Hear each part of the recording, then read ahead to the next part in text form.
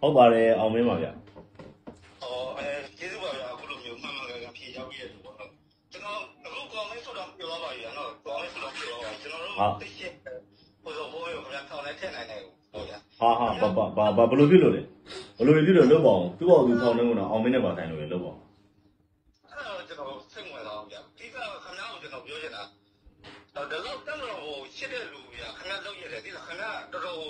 ်ကိုးတဲ့လူပဲဗျာဟိုဘယ်သူကတက်မလို့ချစ်တာလဲလုပ်ပါအောင်ပြောပါအောင်ခင်ဗျားကိုဆိုဘိုးထောက်ပြနေရတယ်ခင်ဗျားမကြောက်ဘူးလားဗျာခင်ဗျားပြည်သူလူထုပဲမှာခင်ဗျား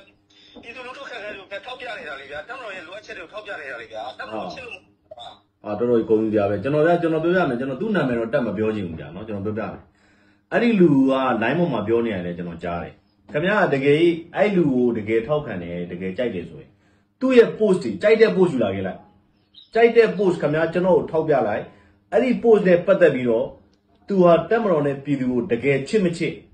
ကျွန်တော်နဲ့ခင်ဗျားနဲ့ဒီပိတ်ကြိုက်တဲ့အချိန်လုပ်လို့ရတယ်နော်ခင်ဗျားတယောက်တည်းမဟုတ်ကြိုက်တဲ့သူဗျာမြန်မာပြည်မှာရှိတဲ့လူအဲ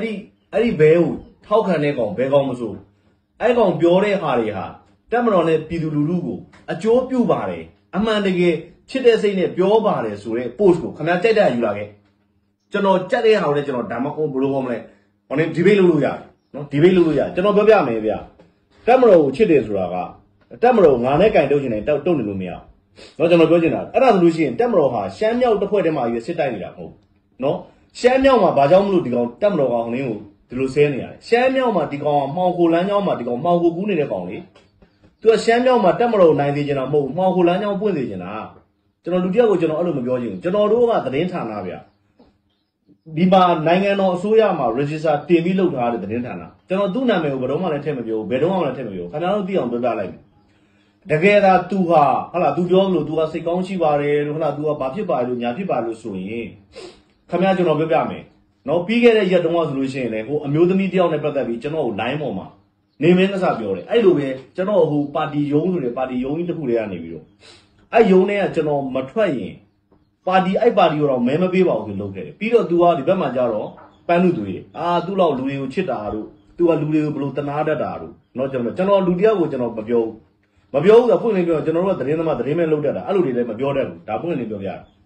မှန်တယ် तू နဲ့ကျွန်တော်လည်းရံပြဖို့စိန်ခေါ်တဲ့အထိကျွန်တော်ရှိတယ်ကျွန်တော်ယောက်ျားလိုပဲကျွန်တော်ရှင်းတယ်စိန်ခေါ်တဲ့အဆင့်အထိကျွန်တော်ရောက်ဘူးရဒါပေမဲ့ तू မိန်းမဘသူဖြစ်တယ် तू မိန်းမဘာဖြစ်တယ်ဟုတ်လား तू ဘလို့ဖြစ်တယ်ကျွန်တော်ဘယ်တော့မှမပြောဘူးကျွန်တော်မိန်းမအကြောင်းနေနဲ့ तू လျှောက်ပြောတယ်မောင်ကောက်ကပေါက်ခဲ့ရတယ်เนาะကျွန်တော်ပြောပြတာကျွန်တော်တို့က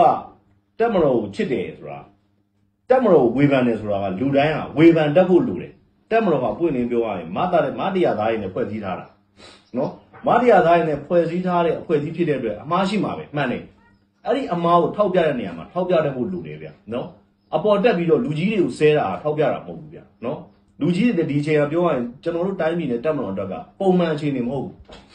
အရာအားလုံးကိုသူတို့တွေအနေနဲ့ကြိုးစားပန်းကလုပ်နေရတဲ့အချိန်ကျွန်တော်တို့ပြောချင်တာပါလဲဆိုတော့ကြိုက်တဲ့လူထောက်ပြလို့ရတယ်တက်မတော်ကသူ့ကိုလာဖားတာဘယ်ကောင်းမှလည်းဖားမခံဘူးခင်ဗျကြိုက်တဲ့လူဖားကြည့်ပါလားဖားကြည့်ပါလားကျွန်တော်တို့ကိုကြတော့ဘောမတယ်လို့ဖားတယ်လို့ကျွန်တော်ပြောတယ်ကျွန်တော်ဖားတာလည်းသူမှမပါဘူးဘောမလည်းမပါဘူးကျွန်တော်တခုတော့ရှိတယ်တချို့ကိစ္စတွေမှာတခြားလူတွေနဲ့အမြင်မတူတာရှိတယ်ကျွန်တော်ပြောချင်တာအမြင်မတူတာချင်းအမြင်မတူချင်းကမတူချင်းပဲเนาะအဲ့ဒါဟာဘောမတာမဟုတ်ဘာလို့ကျွန်တော်တို့ကသူတို့နဲ့တချို့လူတွေနဲ့အမြင်မတူဘူးဆိုတာဟာကျွန်တော်တို့ရှိမှသူတို့နဲ့မတူတဲ့အမြင်တွေရှိနေခြင်းပဲကျွန်တော်ပြောချင်တာเนาะကျွန်တော်တို့ပြောချင်တာတက်မတော်ကလက်ရှိအနေအထားမှာသူကြကုတ်ကြခဲယုံနေရအဲ့ကြကုတ်ကြခဲယုံကန်နေတာကလည်းဘယ်သူအတွက်မှမဟုတ်တက်မတော်အတွက်လည်းပါတယ်ပြည်သူအတွက်လည်းပါကျွန်တော်ပြောချင်တာကျွန်တော်တို့ရှိမှာတခြားနီးတက်မတော်ထောက်ပြလို့ရတဲ့နီးတွေအများကြီးရှိတယ်တခြားပုံစံနဲ့တက်မတော်ထောက်ပြလို့ရတဲ့ပါလေအများကြီးရှိတယ်တော့ကျွန်တော်ပြောချင်တာကျွန်တော်ပြောမှဒီဘောက်သူထောင်ဝင်ကိုမကလို့သူ့ဘောက်သူဘာပဲဖြစ်ဖြစ်ကျွန်တော်လည်းမဆိုင်ဘူးကျွန်တော်လူတယောက်ကျွန်တော်အဲ့လိုလဲခေါင်းလည်းမထည့်ဘူးဗျာသူ့ဘောက်သူဘာကြီးပဲဖြစ်နေခင်ဗျားပြောမှကျွန်တော်သိတယ်နော်ခင်ဗျားတို့လည်းကျွန်တော်ပြောချင်တာတက်မတော်ချစ်တယ်ဆိုတာတက်မတော်ကိုချစ်တတ်ဖို့လူတယ်အဲ့ဒါကျွန်တော်ပြောတဲ့စကားမဟုတ်ဘိုးကျော်အောင်ဆန်းပြောတဲ့စကားနော်တက်မတော်ကိုချစ်တတ်ဖို့လူတယ်ဆိုတာတစ်ချိန်လုံးကလည်းဘိုးကျော်အောင်ဆန်းလည်းဒီလိုပဲပြောခံရတာပဲနော်ဂျပန်နဲ့ပေါင်းလို့ဆိုပြီးဒီလိုပြောခံရတယ်အင်္ဂလိပ်ကိုအင်္ဂလိပ်နဲ့သွားပေါင်းလို့လွတ်လပ်ရေးအင်္ဂလိပ်နဲ့ပေါင်းပြီးလို့ဆိုပြီးဒီလိုပဲအပြောခံခဲ့ရတာပဲကျွန်တော်ပြောတာလက်ရှိတက်မတော်အကြီးအကဲတွေကလည်းသူတို့အပြောခံရလိမ့်မယ်ဒါပေမဲ့တိုင်းပြည်ရေရှည်ကောင်းသားရေးအတွက်သူတို့ပြောရရင်သူတို့တက်ထားတဲ့ပြည်ညာနဲ့သူတို့လုပ်ပေးနေတာကျွန်တော်တို့အဲ့ဒါကိုကျွန်တော်တို့သိရမယ်နော်ကျွန်တော်ပြောချင်တာတစ်ကဘိုးကျော်အောင်ဆန်းလုံးအောင်အင်္ဂလိပ်ကိုတိုက်တယ်ဂျပန်ကိုတိုက်တယ်ဒါပေမဲ့သူဂျပန်နဲ့လည်းပေါင်းတယ်အင်္ဂလိပ်နဲ့လည်းပေါင်းတယ်တစ်ကတိုင်းပြည်လွတ်လပ်ရေးရဖို့အဓိကအခုလက်ရှိတက်မတော်အကြီးအကဲတွေဆိုတာလေဟ လားဒီ MNDAA နဲ့ညှိတယ်လာရှိုးဟလားဒီတစ်ချက်မပေါ့ပဲပြန်ယူတယ်ဟိုအေးဆိုလို့ရှိရင်လည်းဒီလိုပဲအေးရဖိလာတယ်သူပြန်လျှော့ပေးလိုက်တယ်ဒီဘက်မှာဒီနေအောင်လည်းသူမရပုံစံဒီနဲ့ရအောင်ယူမယ်သူတို့ရှိမှအနိမတ်ယူမယ်ချက်ကမြန်မာနိုင်ငံဒီမိုကရေစီရောက်ရမယ်မြန်မာလူမျိုးတွေဟာခွင့်မျိုးတိုးတက်ရမယ်ဒီလက်ရှိနိုင်ငံတော်အကြီးအကဲ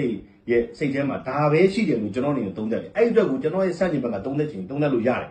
ဒါပေမဲ့တခုတော့ရှိတယ်ဟလားကျွန်တော်အနမတွေအမတွေဟလားထားတော့ကျွန်တော်မိဘတွေကျွန်တော်ရဲ့မိန်းမတွေနောက်ကျွန်တော်နေထိုင်တဲ့နေရာတွေပြောပြီးတော့ဝေဖန်ကြရမလို့လေနော်နောက်ပြီးတော့တက်မတော်အကြီးအကဲတွေကိုလည်းငါနဲ့ဆဲပြီးဝေဖန်ကြရမလို့ခင်ဗျားမဝေဖန်တတ်ရင်ခင်ဗျားတို့လူကိုပြောမဝေဖန်နဲ့လို့ပြောမဝေဖန်တတ်ရင်မဝေဖန်နဲ့လို့ပြောကျွန်တော်တို့ကအဲ့လိုပြောတာမဝေဖန်တတ်ရင်မဝေဖန်နဲ့လို့ပြောအမှန်နဲ့သူတို့နဲ့ကျွန်တော်တို့ကြားမှာသဘောထားကွဲလွဲမှုကျွန်တော်လက်ခံတယ်ငါနဲ့ကြိုင်လို့တော့ကျွန်တော်လက်မခံ